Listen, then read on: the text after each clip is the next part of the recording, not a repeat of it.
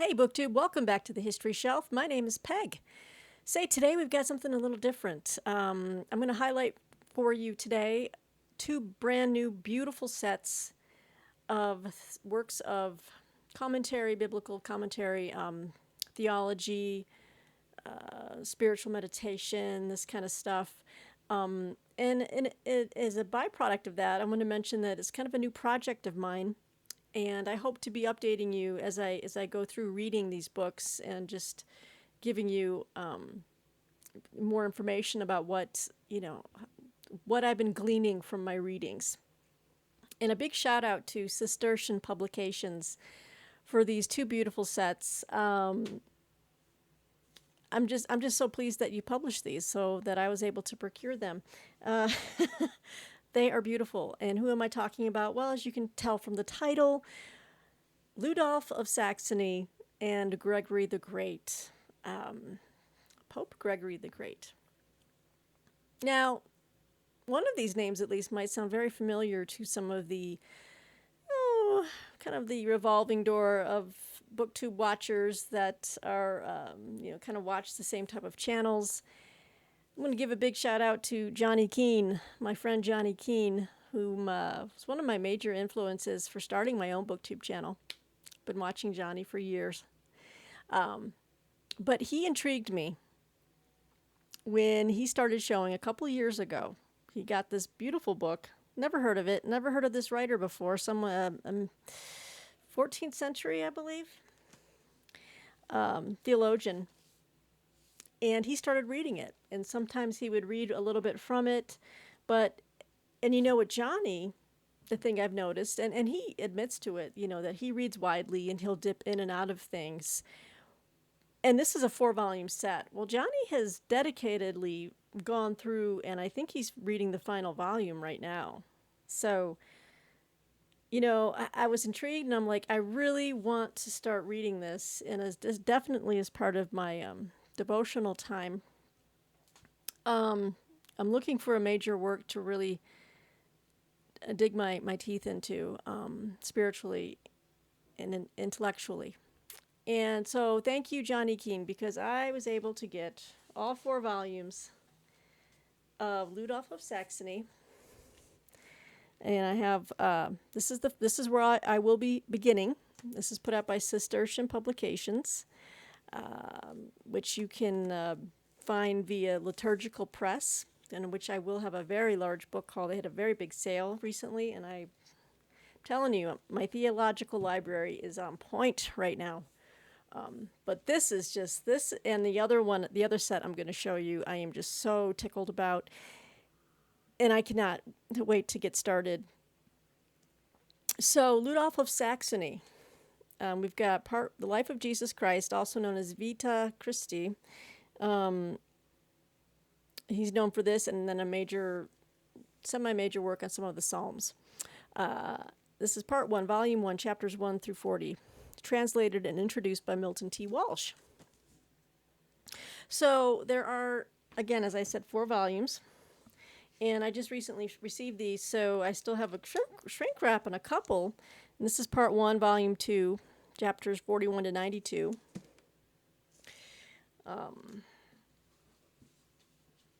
And then another one is not shrink wrapped, so that was interesting. Part 2, volume 1, chapters 1 through 57. This is a big chunkster. So this is going to be an ongoing project. And I know that a few of you out there have expressed interest in me showing more theological stuff, talking more about things like that. And I thought you would really like to know that I'm going off on this endeavor. And that if you enjoyed Johnny's discussions on Ludolph of Saxony, all I can do is ride on the man's coattails because he led the way. So thank you, Johnny, for introducing me to this person that I had never even heard of. And this is the final volume that includes the comprehensive index. So I think Johnny's on volume 3 or 4. Anyway, so let me just introduce you guys through the brief flyleaf. You can also find out online. You can look him up. But it's the Vita Christi. The Vita Christi of Ludolph of Saxony, 14th century Carthusian is the most comprehensive series of meditations on the life of Christ from the late Middle Ages. Ludolph assembles a wealth of commentary from the fathers of the Church and the great medieval spiritual writers and weaves them into a seamless exposition on the gospel. This is the first full English translation of this classic work, and it is also the first edition in any language to identify the thousands of sources used by Ludolph, both those he quotes and the many he cites without attribution. That's fantastic. Oh my gosh. It will be of great interest to students of Christian spirituality, that's me, but it is intended, as was the original text, for ordinary believers seeking to enter more deeply into the meaning of the life of Christ, and that is also me. I am not a PhD. I am not a Tom Wright. I am an ordinary believer who just is a huge bookworm and likes to try to teach herself, an autodidact, if you will, on a variety of different things, and especially revolving around my faith. So I am just tickled pink, and this introduction is so meaty. I'm going to learn a lot about Ludolph, although they say there's not little is known of his life. But the fact that they have sourced they have identified his sources is amazing. Now, so how does it look in the book? What's neat here in the beginning, in the introduction, it kind of shows a list of the ecclesiastical authors that they have identified, as well as the secular authors. So look at that robust and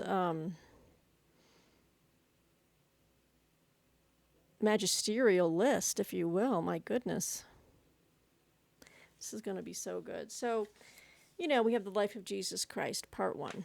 I'm definitely reading the intro first. So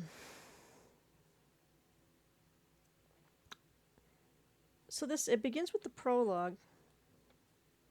It says here, Ludolph's prologue consists largely of excerpts from the Vita Christi of Michael de Massa, who in turn drew on the works of other writers, this is in the footnotes, especially the Meditationes Vitae Christi of John de Calibus, and this is all in Latin, Exterioris et Interioris Hominis by David of Augsburg.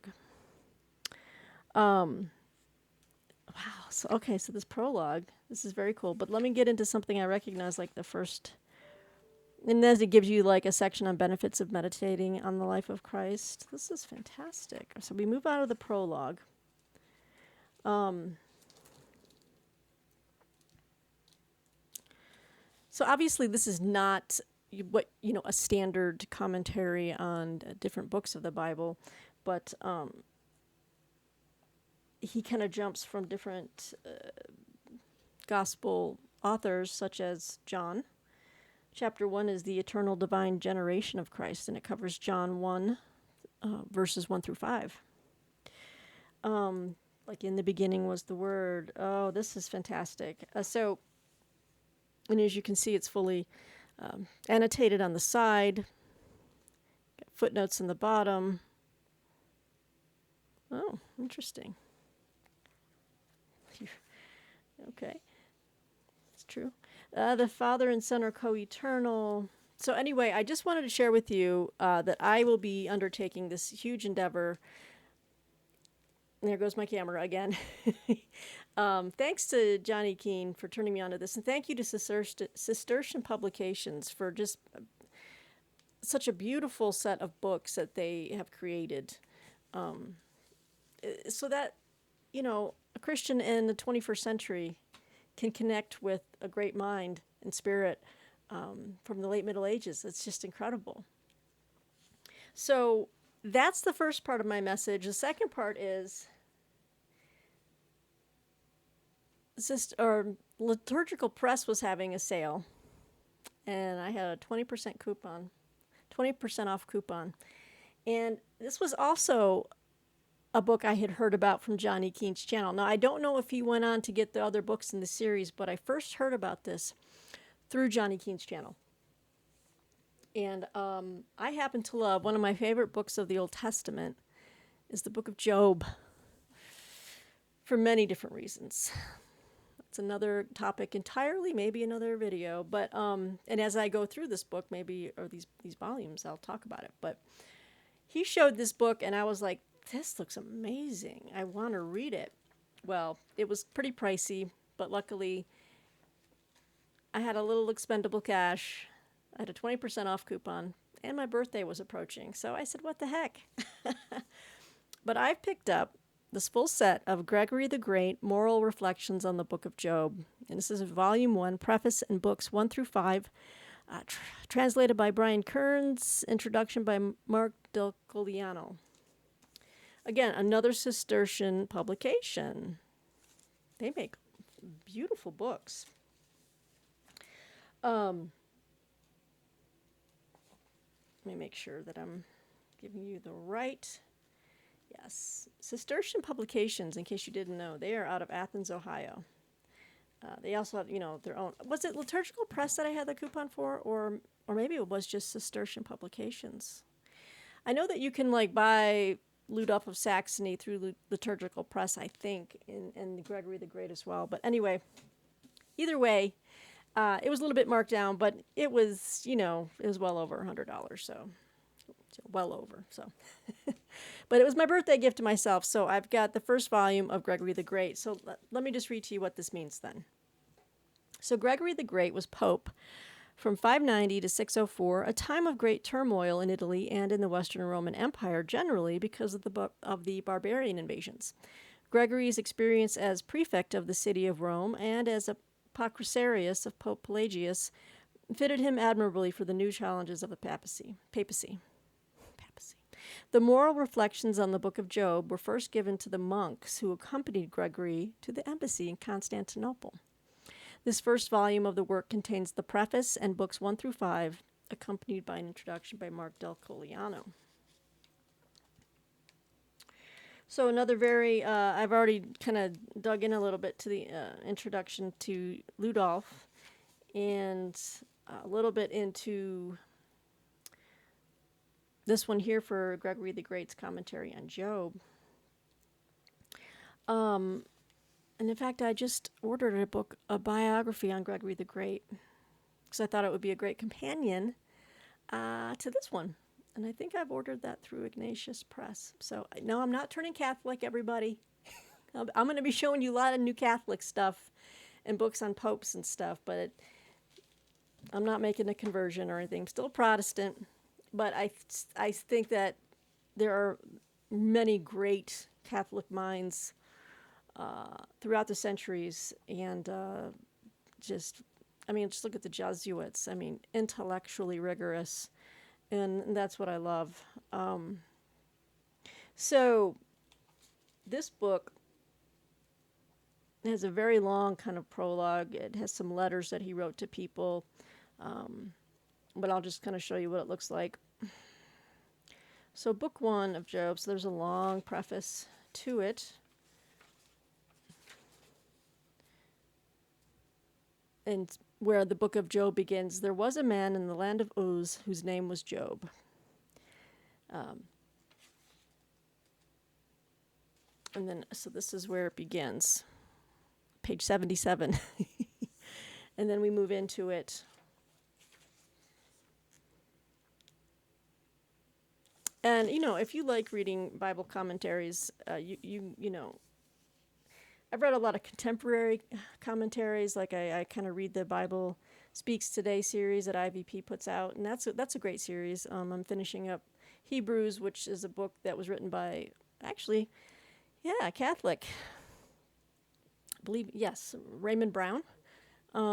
He's well known. In fact, I have some books to show you too. I've just procured his magnum opus. I won't say what yet, because I want to show you in a new book haul coming up. But anyway, this is the set. I don't need to read. It's a 6-volume set. Yeah, it was about $150 or something, but it was a gift to myself, Gregory the Great, and I'm recording. All right, the dogs just burst in because they have no sense of decency. Um, 1 second. Yes. Um, so there's that first volume, right? Yeah, volume 2. They're all about the same type of size, which is good. Very manageable books. Volume 3, same cover. So 6-volume set. Gregory the Great, Cistercian Publications, Moral Reflections on the Book of Job. Ludolph of Saxony. We're starting this new project, The Life of Jesus Christ, Part 1. I'm so excited, and thank you, Johnny. And I think I might throw into this a roundup, since we're kind of talking about Catholic studies and stuff. Was really pleased to receive this from the Catholic University of America Press, CUA. Okay. This is a very new book, just came out this year. And I want this to kind of accompany my studies because I'm kind of doing another deep dive into the Trinity, the nature of the Trinity. And this is by a Catholic writer, historian, scholar, and I want to read from all angles, and from different schools of thought and in the Christian tradition. But this is brand new. This is The Trinity on the Nature and Mystery of the One God by Thomas Joseph White. Again, Catholic University of America Press. So this is part of the Thomistic Ressourcement Series, Volume 19. This is this is heady stuff, so I'm going to be reading it slow.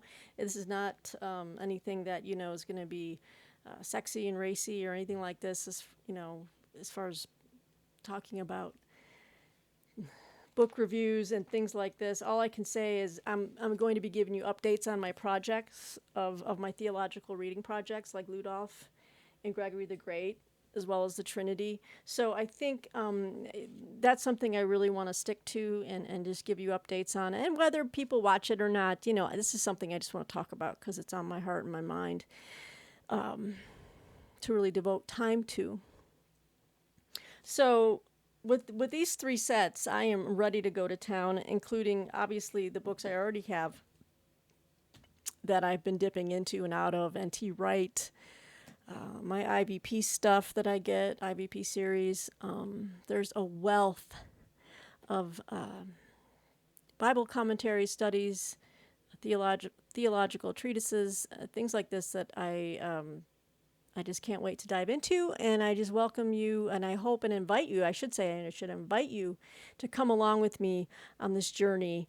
If you're interested in just theological books and spiritual matters and just things like that.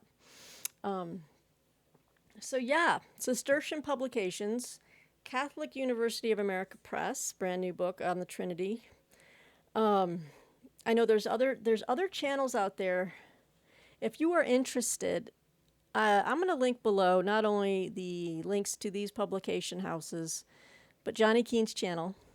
And you can look up, he's just got a lot of great videos, and I know he's still reading Ludolph, so I'm happy to finally get on that bandwagon there. But there have been other videos that I have watched, people with wonderful libraries, and one in particular I'm going to mention in this video because he was another guy that really set me off on a quest, not only theologically but philosophically.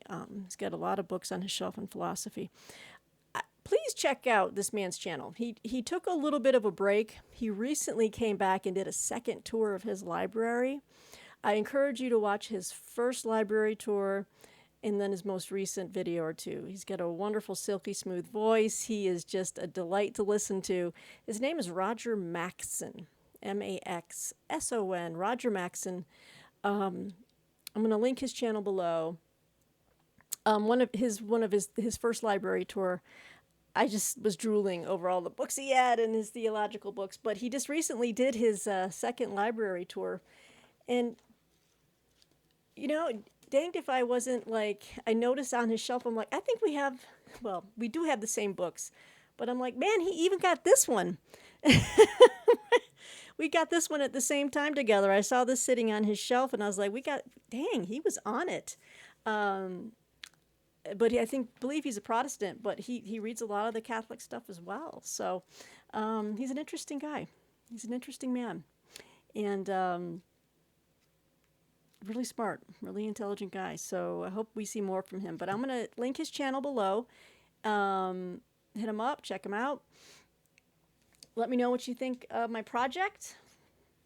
Let me know if it's of interest. But, I'm going to do it anyway because I just want to make a video log of what I'm doing and how I'm feeling about reading and just give you an update on this reading project. So with that, thanks for your time. Thanks for indulging me, BookTube.